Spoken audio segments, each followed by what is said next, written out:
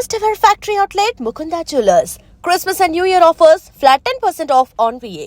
Hello yes welcome to iDream media. నా పక్కన ఫోటోలో కనిపిస్తుంది కదా, ఆమెను బాగా గమనించండి. ఆమె పేరు రేణుక.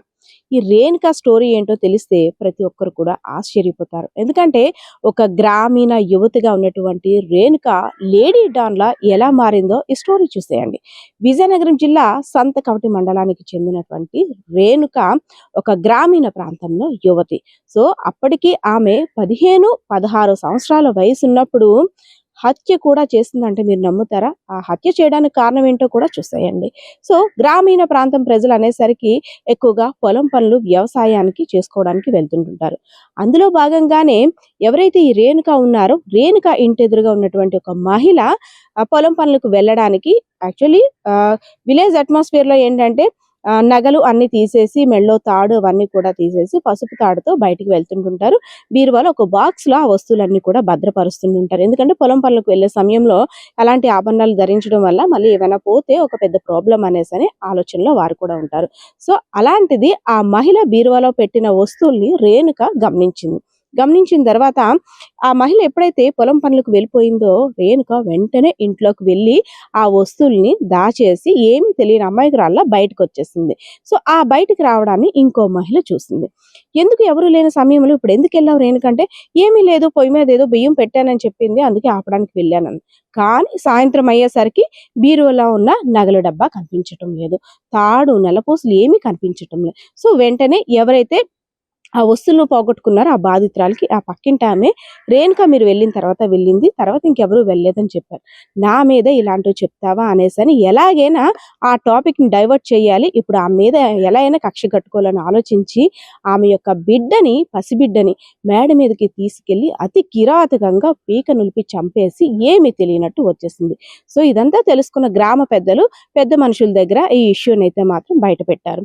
తెలియక చిన్నపిల్ల చేసింది, సో వదిలేయండి అంటూ ఆ కేసునంతా కూడా పోలీసుల దగ్గరికి వెళ్లకుండా నీరుగార్చేసి సర్ది చెప్పేశారు. ఎందుకంటే బికాస్ ఆఫ్ రేణుక అప్పటికి 15-16 సంవత్సరాల ఉన్న మైనర్ బాలిక కాబట్టి, ఈమె ప్రవర్తన ఇక్కడ బాలేదు కాబట్టి, సో పోలీసులు కూడా ఇంకేం చేయలేరు కాబట్టి, కేసు పోలీసుల వరకు వెళ్ళలేదు కాబట్టి రాజమహేంద్రవరంలో ఉన్నటువంటి సోదరుడి దగ్గరికి వెళ్ళింది.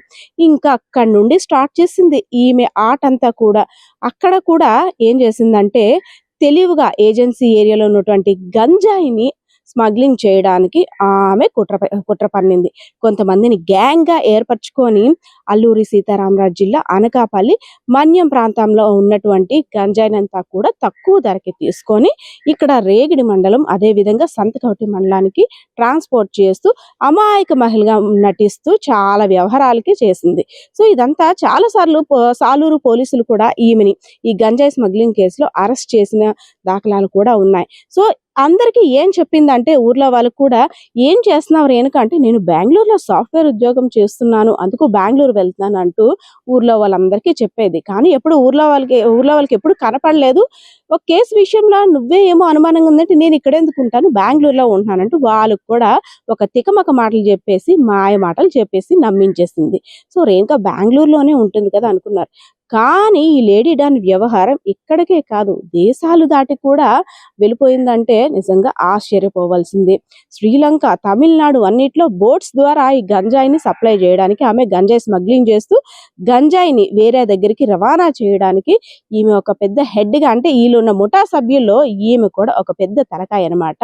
ఒక తెలియని ఇన్నోసెంట్ గాలుగా వెళ్తూ ఈమె చేసే గంజాయి స్మగ్లింగ్ అన్ని పనులు చేసుకొని వచ్చేసేది.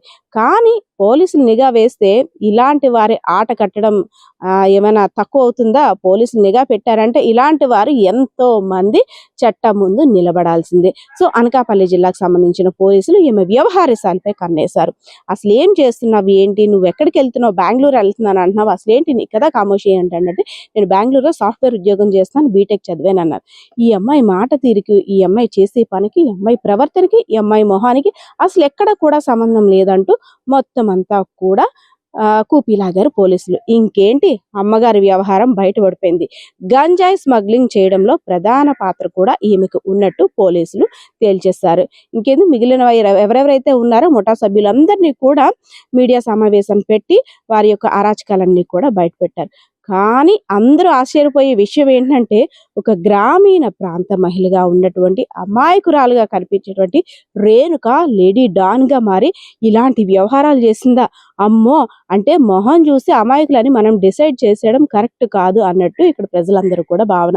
ఎందుకంటే విజయనగరం జిల్లా అనేసరికి మారుమూల ప్రాంతంలో ఉన్నటువంటి సంతకవటి మండలంలో ఇలాంటి లేడీ డాన్ వచ్చిందా, వామ్మో ఇక్కడి నుంచి తులసివనంలో గంజాయి మొక్క అనే విధంగా ఈ రేణుక వ్యవహారం ఇంత దారుణంగా ఉందా, అది కాకుండాను పసిబిడ్డను గొంతు నులిమి చంపేసిన హిస్టరీ కూడా ఉందంటూ ప్రతి ఒక్కరు కూడా అవాక్కయ్యారు. కెమెరా పర్సన్ బాలకిషోర్తో పద్మ, ఐడ్రీ మీడియా, విజయనగరం.